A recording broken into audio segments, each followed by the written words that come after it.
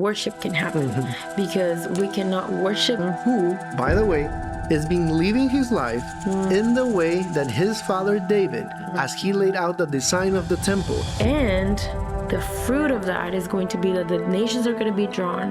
Because when we are proclaiming his name, which is glorious, impacts our life to the point. See that it all started here. The proclamation of the name of the Lord is important not only in your prayer house, but in your home.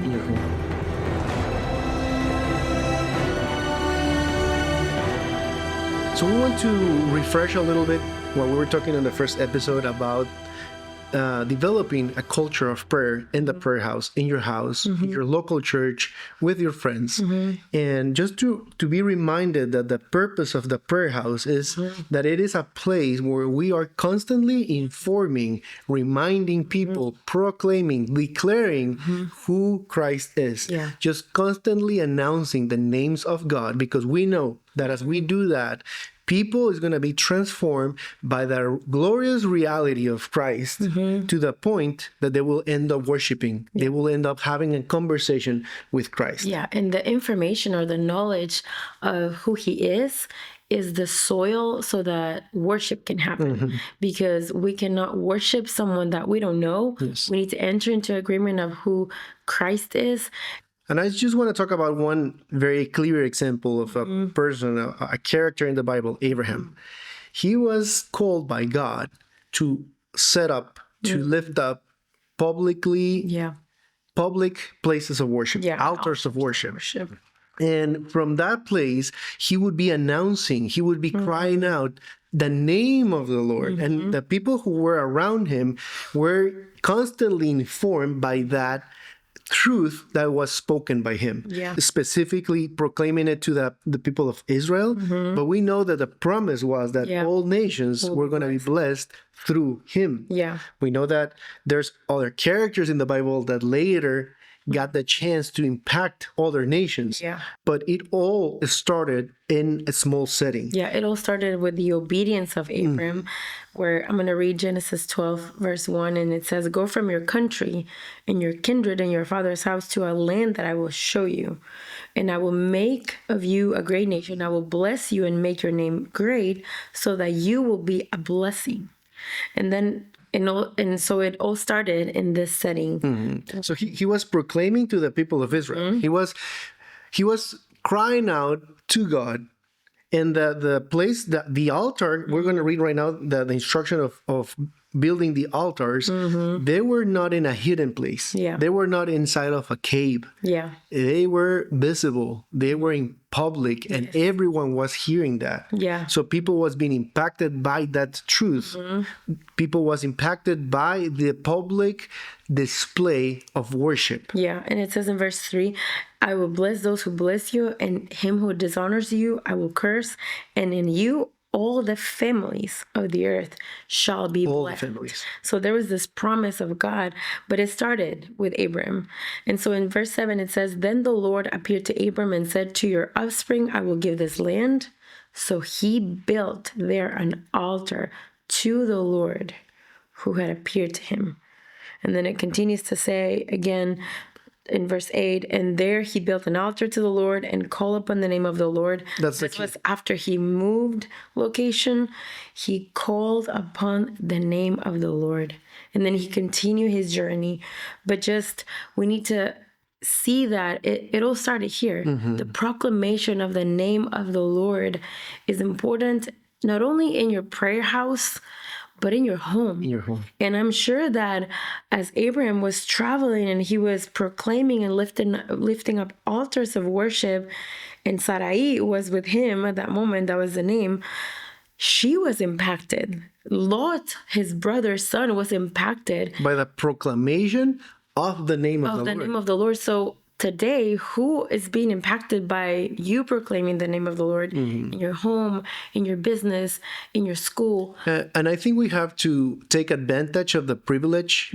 Maybe not everyone who's watching this video has the complete freedom of publicly proclaiming the name of the Lord in your house. We have it. Thank God we have it. Yeah, many nations. Many nations still have the freedom of proclaiming publicly in a park the name of the Lord. And as we still have that freedom, we should take full advantage of that and publicly proclaim the name of the Lord, because there's countries, there's places where we can't do it. We have to do it in a secret place. We have to do it in a soundproof prayer house. And it's beautiful. It's very beautiful. But the idea is that wherever you are, you have to proclaim in a public way the name of the Lord. Yeah. And then someone that did this, and we're going to see a story in the Bible, is King Solomon. And there was a result. There was something that happened that is beautiful, and it should be happening in our prayer houses as he continuously proclaimed the name of the Lord. And in 1 Kings 10, we know the story of the Queen of Sheba. And it says, I'm going to read it, and then we're going to give you a little bit of context of who she was. Now, when the Queen of Sheba heard of the fame of Solomon concerning the name of the Lord, This is the key.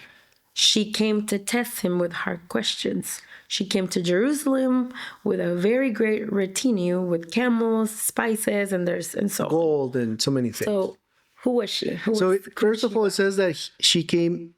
She heard of the fame of Solomon concerning the name of the Lord. Because of the name of the Lord. A queen who, if you do a little research, you'll see that she comes from Arabia, which that would be called Arabia, but nowadays, if you go to a map, she was most likely coming from Yemen. So she, all the way to Yemen, she got to hear of this craziness that was happening in Jerusalem, about this king who had so much wisdom, who everything that was doing was prosperous, it was fruitful, and she heard of that. Now, we need to understand that this is a Gentile queen who was used to have everything. Like you can see here, she has gold, precious oil, she has everything. She comes from a place where she's surrounded by wise persons, wise men. I know she's like, I heard of this guy. There's something different. There's something different. And like this version says, concerning the name of the Lord of Israel. She's not proclaiming that name, but she's being attracted because there's fruit in a person, King Solomon, who, by the way, has been living his life in the way that his father David, as he laid out the design of the temple, of the worship, of the 24 worship, constant worship, spending time, Psalms 27:4. One thing he desired was to be in the house of the Lord all the days of his life, delighting in the beauty of God. And then we have King Solomon practicing the same instructions as his dad. He's gaining wisdom because he's spending time in the presence of the Lord. He asked the Lord, give me one thing, give me wisdom.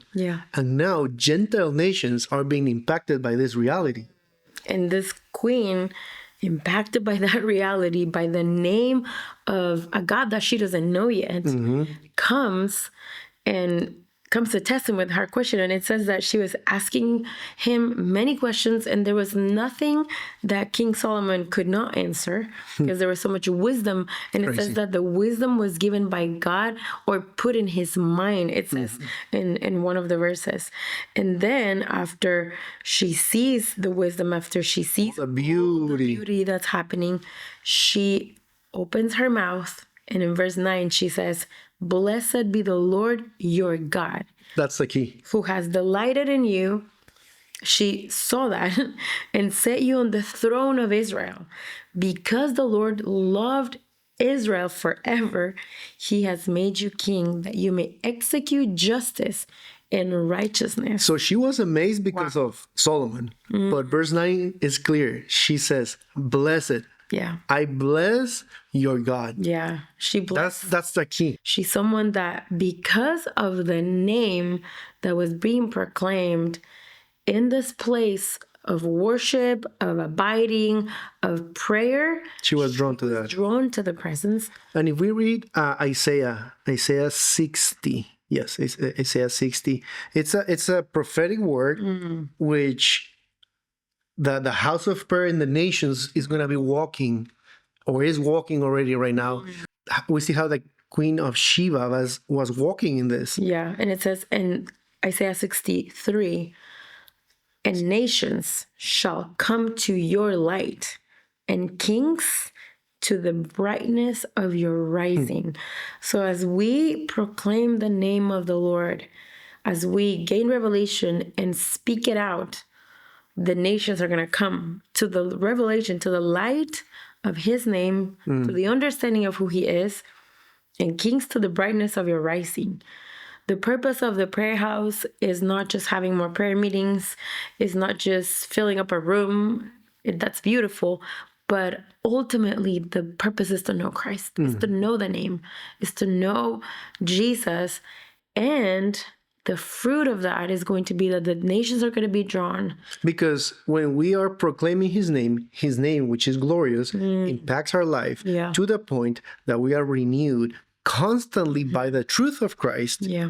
And that results in fruit. Yeah. Our life starts bearing fruit, and people is going to be able to see that fruit. So they're going to be attracted not just by the fruit, they're going to be attracted by the name that is transforming our life. Yeah. And it has to start in a house. It has to start in the small setting, as it goes out to the cities, to the nations, to the world. And then we're going to walk out what Ephesians 1 says, the purpose and the identity of us as his children, as his creation. It is to the praise of his glorious grace, with which he has blessed us in the beloved. So as we come to the understanding of his name, of who he is, and as we see his beauty, the outpouring of our heart is going to be worship and surrender. And we're going to continue this training with a lot of names of God that we've been able to study and expose our hearts to. And we want to share them with you so that you can know more of the names of the Lord and the meaning behind it. How we can pray them, how we can sing them. So how you can intercede with those names of the Lord, the name of the Lord. The purpose is to grab those names and start proclaiming them, start declaring them in the prayer houses, so that people are informed of that truth, and that will change our life, that will change people's life. That's going to attract people to him. Not to us, not to the prayer house, to him. Yeah.